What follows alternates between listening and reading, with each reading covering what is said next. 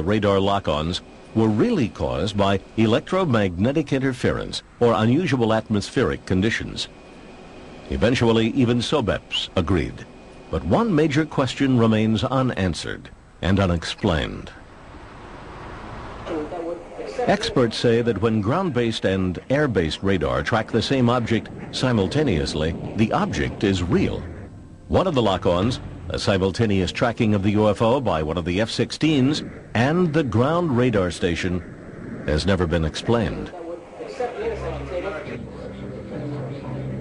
If I remember, it's lock-on number 9, which has some very weird characteristics. And these characteristics doesn't fit with atmospherical explanation, not at all. Thousands of people still wonder if what they saw came from another world. Others ask if that single perplexing radar report is a clue to civilizations in distant galaxies. Questions for those who find answers in the unexplained. For years, the U.S. government seriously investigated sightings of UFOs. Thousands of cases passed through the hands of military and other government agencies. Most of these cases had rational explanations. The rest remained classified as unexplained.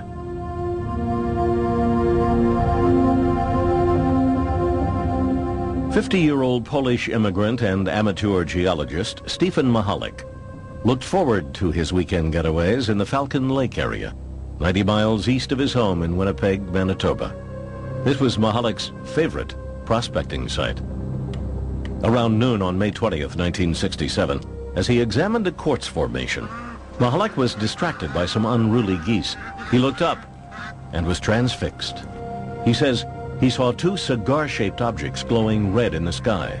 The following is a recording Mahalik later made of what he saw next. The size, was amazing. And here they're coming down. With speed, I just can't describe. Amazing speed.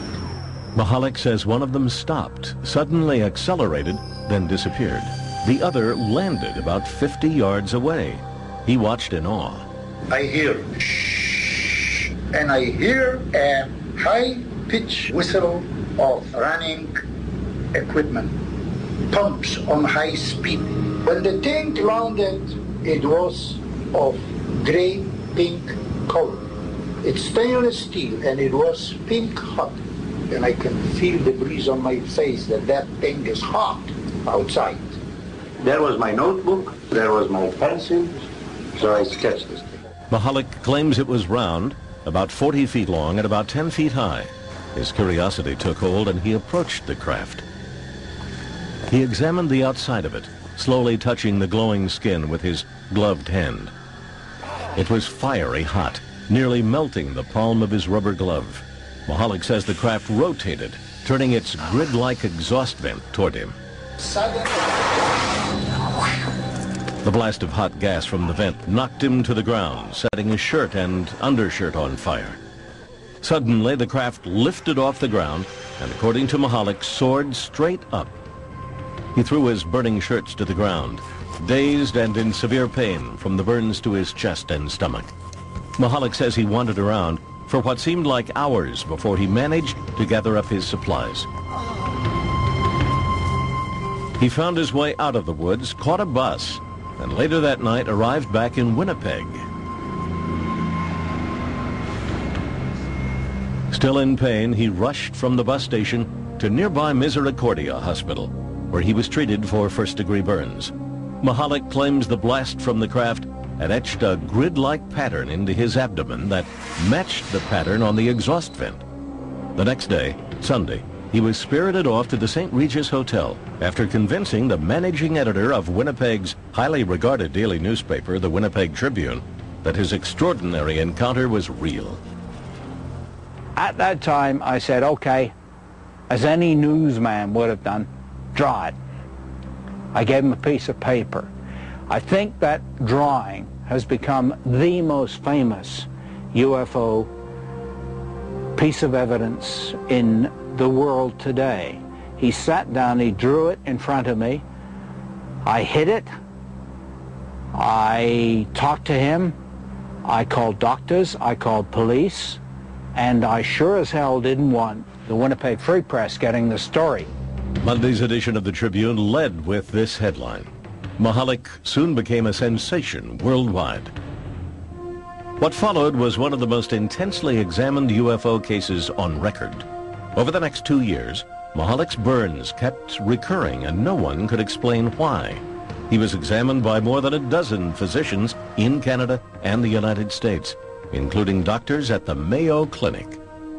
An investigation by the Royal Canadian Air Force concluded that the abdominal burns sustained by Mr. Mahalik remain as unexplainable as the source of the burn. The Mayo Clinic psychological report further concluded that Mahalik was not prone to delusions, hallucinations, or any type of emotional disorder. Perhaps the most influential investigation was conducted under the auspices of the United States government. The chief investigator, physicist Roy Craig, is now retired and raises llamas on his Colorado ranch. His job was to investigate UFO reports and find physical evidence.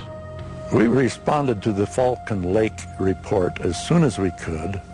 Now, there's no value in seeing a landing site that somebody's had a chance to go back and prepare for me to look at. But if we could get back and find a landing site that had not been seen by anyone else, there may be something there that we could use as real evidence that he had a real experience. 2 weeks after the encounter, Craig flew to Winnipeg and joined Mahalik on his first return to the landing site. He guided us on what he said was a big search for the site. Actually, we just roamed around in haphazard circles, coming back to about where we started and didn't go very far at all. He was trying to give us the impression of leading us on a search for a site. And we all concluded that the site probably did not exist. With no apparent physical evidence, Craig classified the case as without merit. The American investigation was over. University of Manitoba astronomer Chris Rutkowski, believing the government reports left many questions unanswered, launched his own investigation. In 1994, he published The Falcon Lake Case, Too Close an Encounter, in the respected Journal of UFO Studies. The terrain around the site is very rugged, very rocky. The brush is very, very dense. The trees all look alike. The rocks all look alike. And to a person who's disoriented, not feeling very well, it might be very, very difficult to find the exact site after some period of time has elapsed. Skeptics disagreeing with Rutkowski also do not believe that Mahalik would make physical contact with an extremely hot object he assumed was a UFO. But this does not surprise his son. He is the kind of fellow that fear is not in his vocabulary. Not that he's a fearless man, but that when he sees something he doesn't understand, he doesn't fear it. He just chooses to understand it.